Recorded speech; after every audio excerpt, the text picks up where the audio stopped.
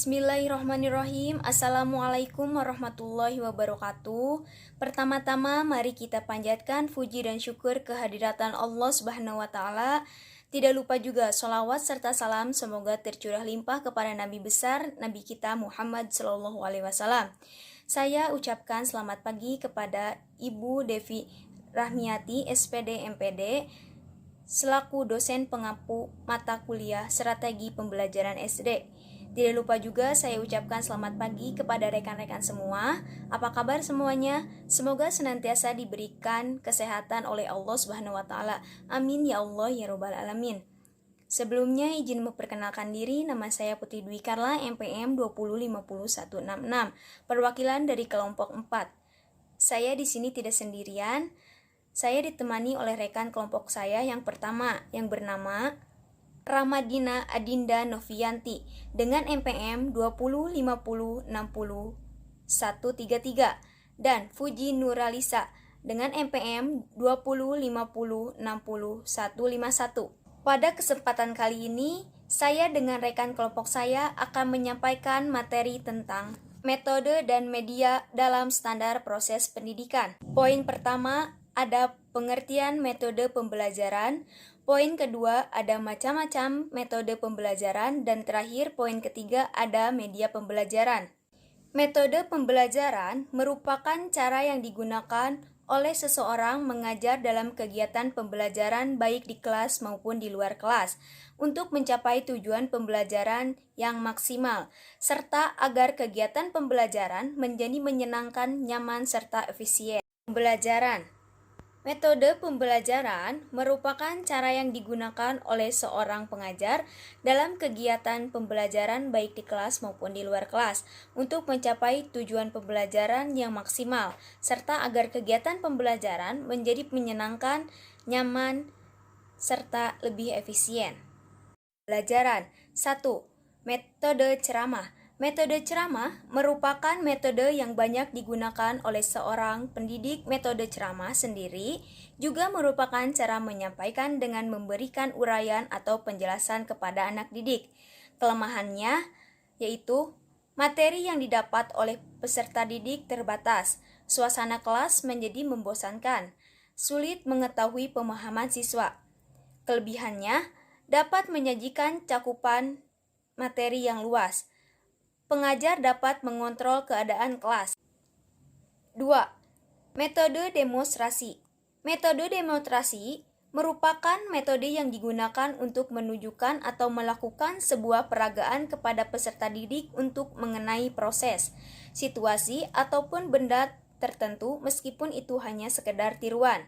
Kelemahannya, memerlukan waktu yang cukup lama, menjadi kurang efisien, dan memerlukan tenaga yang ekstra. Kelebihannya, perhatian anak didik dapat dipusatkan, proses pembelajaran anak didik lebih terarah, dan mengembangkan imajinasi anak didik. 3. Metode inquiry. Inquiry dapat didefinisikan sebagai proses di mana mensyaratkan guru dan peserta didik memiliki level interaksi yang sangat tinggi antara guru, peserta didik, pelajar, serta lingkungan sekitar. Yang mana metode ini merupakan cara penyajian pembelajaran dengan memberikan kesempatan peserta didik untuk menemukan informasi baik dengan bantuan guru ataupun tidak. Kelemahannya, kurang memperhatikan sikap dan keterampilan peserta didik, kurang efisien apalagi digunakan untuk mengajar peserta didik dalam jumlah yang banyak, dan perlu fasilitas yang memadai. Kelebihannya, membimbing peserta didik untuk mengatur diri mereka sendiri dalam belajar. Materi selanjutnya akan dijelaskan oleh rekan saya. Assalamualaikum warahmatullahi wabarakatuh. Perkenalkan, nama saya Puji Nuralisa, NPM 205060151. Di sini saya akan melanjutkan materi selanjutnya. Materi yang selanjutnya yaitu 4. Metode discovery. Metode pengajaran discovery merupakan strategi yang unik, dibentuk oleh seorang pendidik dengan berbagai cara, termasuk pendidik mengajarkan kemampuan untuk menyelidiki serta memecahkan permasalahan agar peserta didik dapat mencapai tujuan dari pendidikan. Adapun kelemahannya yaitu yang pertama adanya kelebihan peserta didik apabila tidak disediakan kerangka kerja atau semacamnya. Yang kedua, metode ini kurang efisien untuk mengajar dalam jumlah peserta didik yang banyak. Kelebihannya yaitu yang pertama, membantu mengembangkan ingatan pada situasi proses belajar yang baru, mendorong peserta didik berpikir dan bekerja atas inisiatif pada diri masing-masing peserta didik. Yang ketiga, menghindarkan pengajar dari cara belajar yang tradisional. Yang kelima yaitu metode kooperatif. Metode pembelajaran kooperatif ini menekankan pada keaktifan peserta didik saat pembelajaran berlangsung. Metode ini lebih mengutamakan kerjasama dalam bentuk kelompok kecil untuk menguasai materi yang sebelumnya diberikan oleh seorang pendidik dengan memberikan penghargaan bagi kelompok yang dapat menguasai atau berhasil dalam menjawab permasalahan yang diberikan oleh seorang guru.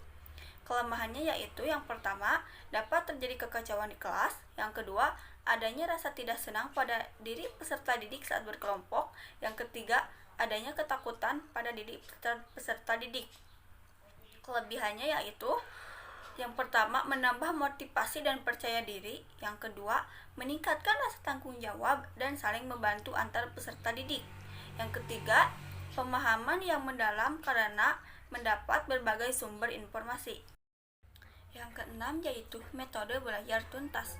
Belajar tuntas ini berlandaskan pada sistem ketepatan pengajar dalam proses belajar mengajar, sehingga peserta didik mampu untuk belajar dengan baik. Pengembangan metode pembelajaran ini berlandaskan dari psikologi behavioristik, yang mana berfokus pada tingkah laku dan menggunakan sistem modul dalam pembelajarannya. Kelemahannya yaitu yang pertama, menuntut peningkatan kemampuan pengajar secara maksimal. Yang kedua, membuat peserta didik tidak kompetitif dalam belajar. Yang ketiga, menyita waktu pengajar. Kelebihannya yaitu yang pertama, menciptakan suasana kelas harmonis dikarenakan hubungan antara pendidik dan peserta didik berjalan secara kooperatif dan aktif. Yang kedua, memotivasi pendidik untuk lebih kreatif dan aktif sehingga proses belajar mengajar lebih efektif untuk mencapai tujuan pembelajaran. Yang ketiga, metode yang efektif untuk membantu peserta didik dalam mencapai penguasaan materi secara tuntas. Yang ketujuh yaitu metode pemecahan masalah. Pemecahan masalah bukan hanya metode dalam pengajar, tapi pemecahan masalah juga merupakan suatu metode berpikir. Namun, secara implisit dalam kerangka kerja, pemecahan masalah ini merupakan konsep yang berhubungan dengan pengalaman. Dari pernyataan tersebut, dapat diasumsikan bahwa aktivitas yang dilakukan peserta didik berada di bawah pengawasan dari institusi pendidikan dengan harapan menghasilkan sifat yang diinginkan dalam diri masing-masing individu. Kelemahannya yaitu yang pertama, penentuan masalah tidak sesuai dengan tingkat kesulitannya. Yang kedua, memerlukan waktu yang cukup lama yang mana akhirnya mengambil jam pelajaran yang lain. Yang ketiga, memerlukan sumber belajar yang banyak yang membuat peserta didik kesulitan. Kelebihannya yaitu dapat membiasakan peserta didik menghadapi dan memecahkan masalah secara terampil dalam kehidupan sehari-hari. Dapat membuat pendidikan di sekolah menjadi lebih relevan dengan kehidupan peserta didik. Merangsang pengembangan kemampuan berpikir peserta didik secara kreatif dan menyeluruh dalam proses belajarnya. Yang kedelapan yaitu metode tanya jawab. Metode tanya jawab merupakan metode pembelajaran dalam bentuk pertanyaan yang harus dijawab baik oleh peserta didik maupun pendidik. Metode ini mampu dijadikan pendorong atau membuka jalan bagi peserta didik untuk mengetahui hal atau materi secara lebih dalam. Kelemahannya yaitu yang pertama, menyita waktu yang lama dan jumlah peserta didik harus sedikit. Yang kedua, mudah keluar dari topik persoalan. Yang ketiga, peserta didik merasa takut untuk mengajukan pertanyaan. Kelebihannya yaitu yang pertama, pertanyaan dapat membuat peserta didik tertarik dan memusatkan perhatian peserta didik. Yang kedua, merangsang peserta didik dalam hal melatih dan mengembangkan daya pikir serta daya ingatnya. Yang ketiga, mengembangkan keberanian serta keterampilan siswa dalam hal menjawab dan menyampaikan pendapat. Yang keempat, metode ini mengetahui penguasaan peserta didik tentang apa yang telah dipelajari atau dipahami. Bismillahirrahmanirrahim. Perkenalkan, nama saya Ramadina Adinda Novianti dengan NPM 2050606133. Di sini saya akan menjelaskan materi mengenai media pembelajaran. Media pembelajaran adalah cara atau alat yang digunakan oleh seorang pendidik guna untuk merangsang dan menarik perhatian peserta didik pada saat proses belajar berlangsung, baik di dalam kelas maupun di luar kelas. Adapun fungsi dari media pembelajaran, yang pertama menarik perhatian siswa. Dengan media pembelajaran yang tepat dan benar, maka akan menciptakan suasana kelas yang lebih fresh dan akan membuat peserta didik lebih berkonsentrasi lagi terhadap apa yang sedang dijelaskan oleh seorang pendidik menggunakan media pembelajaran tersebut. Yang kedua, memperjelas penyampaian materi dan bahan ajar. Maksudnya, dengan adanya media pembelajaran seperti video, gambar, alat peraga, atau alat lainnya akan membuat bahan ajar tersebut lebih jelas lagi dan lebih mudah lagi dipahami oleh peserta didik. Yang ketiga, mengatasi keterbatasan ruang, waktu, dan biaya. Maksudnya, dengan adanya media pembelajaran yang tepat, dapat membuat peserta didik lebih paham lagi maksud dari seorang pendidik itu tanpa harus melihat objeknya secara langsung. Yang keempat, menghindari kesalahan tafsir. Dengan media pembelajaran penafsiran, sebuah teori menjadi sama dan tidak terjadi kesalahpahaman informasi. Yang kelima, mencapai tujuan pembelajaran yang efektif. Dengan adanya media pembelajaran ini diharapkan mampu untuk membuat tujuan pembelajaran tersebut tercapai secara efektif. Selanjutnya ada manfaat media pembelajaran. Manfaat media pembelajaran secara umum adalah penyeragaman materi pembelajaran. Lalu ada proses belajar mengajar menjadi lebih menarik dan interaktif. Ada efisiensi waktu dan tenaga. Ada meningkatkan hasil belajar para murid dan ada menumbuhkan sikap positif peserta didik. Secara khusus, manfaat media pembelajaran bagi pendidik yang pertama, memudahkan pendidik untuk menjelaskan materi yang dirasa sulit olehnya. Yang kedua, metode pembelajaran yang digunakan bisa lebih kreatif dan bervariasi. Maksud saya media pembelajaran. Yang ketiga, mendapatkan fokus atau perhatian peserta didik pada materi yang sedang dibahas. Yang keempat, dapat menata suasana kelas agar lebih interaktif lagi.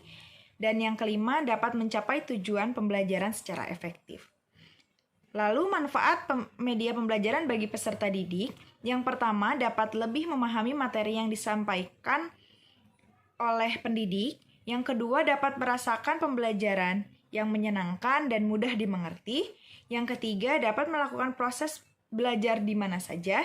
Yang keempat, mendukung pembelajaran yang mandiri. Dan yang kelima, membangkitkan minat, motivasi, serta keinginan belajar peserta didik. Selanjutnya, ada prinsip-prinsip media pembelajaran. Prinsip media pembelajaran yang pertama ada efektivitas. Media pembelajaran ini haruslah berdasarkan pada ketepatan atau keefektifan dalam pembelajaran guna mencapai tujuan pembelajaran atau pembentukan kompetensi yang mana pendidik harus berusaha mengoptimalkan media pembelajaran yang sedang digunakan. Yang kedua, relevansi, yang mana media pembelajaran yang digunakan harus berhubungan atau sesuai dengan tujuan dan karakteristik materi yang akan dibawakan, sesuaikan dengan potensi siswa dengan waktu yang tersedia. Yang ketiga, efisiensi, yang mana media pembelajaran haruslah memperhatikan bahwa media tersebut dari segi biaya terjangkau, namun tetap dapat menyampaikan pesan atau materi yang dimaksud oleh pendidik. Yang keempat, dapat digunakan. Media pembelajaran itu haruslah benar-benar dapat digunakan untuk menambah kualitas pembelajaran. Dan yang kelima, kontekstual. Media pembelajaran haruslah mengedepankan aspek lingkungan dengan mempertimbangkan aspek pengembangan pada pembelajaran dalam kehidupan sehari-hari. Materi selanjutnya ada macam-macam media pembelajaran.